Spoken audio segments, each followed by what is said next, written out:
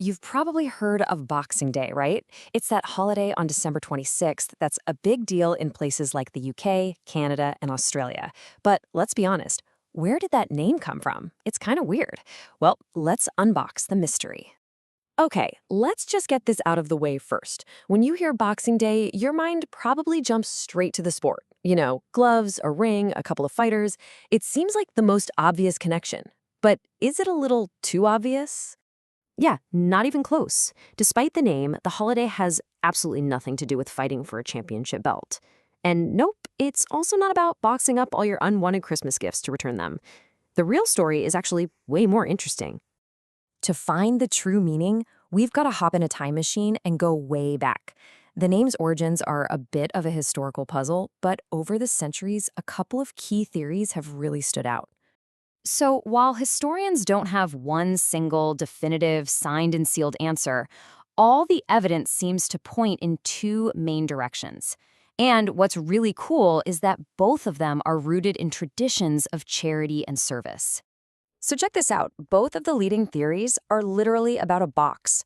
The first one is the alms box theory. The idea here is that on the day after Christmas, churches would open up their donation boxes, their alms boxes, and give the money to the poor. Makes sense. The second one is the servant's gift theory. Back in the day, wealthy folks would give their servants boxes filled with gifts and money, since the servants had to work on Christmas. December 26th was their day off to celebrate. You can really see the whole journey here. It starts out with these charitable roots way back in the 18th and 19th centuries. By 1833, the name Boxing Day is official. It's even in the Oxford English Dictionary. But then you fast forward to today, and its meaning has dramatically shifted. Today, that idea of charity boxes has pretty much been replaced by two modern pillars: massive retail sales and huge sporting events.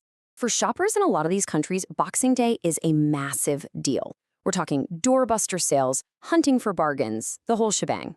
Honestly, the easiest way to think about it, especially if you're in the US, is that it's their version of Black Friday. It's a huge retail event that kicks off that whole post-Christmas shopping frenzy. But if you're not out there hunting for bargains, there's a really good chance you're planted on the couch doing something else entirely, watching sports. This has become just as central to the holiday's modern identity. For millions of people, the day just means getting together with family and friends to watch a match. In the UK, the Premier League actually makes it a point to schedule a full lineup of soccer games. It's just a tradition now, the perfect background noise for a lazy day after all the Christmas chaos. This quote from former player and analyst Robbie Earle just sums it up perfectly. He says, "When I think of Boxing Day, I think of the biggest game of the Premier League season." I mean, that tells you everything, doesn't it? For a whole generation, the holiday isn't about alms boxes at all. It's about soccer. It's a total cultural cornerstone. So when you put it all together, what does Boxing Day really represent now in the 21st century? Well, it's turned into this fascinating blend of the old and the new. The transformation is really striking when you see it side by side. The holiday started with this focus on giving to those in need, charity, alms for the poor, gifts for servants. Today, while family gatherings are still a big part of it, the main events are commercial, massive sales, and major league sports. So what's the big takeaway here? Well, the spirit of Boxing Day has completely evolved. The box is no longer for charity or for gifts to staff.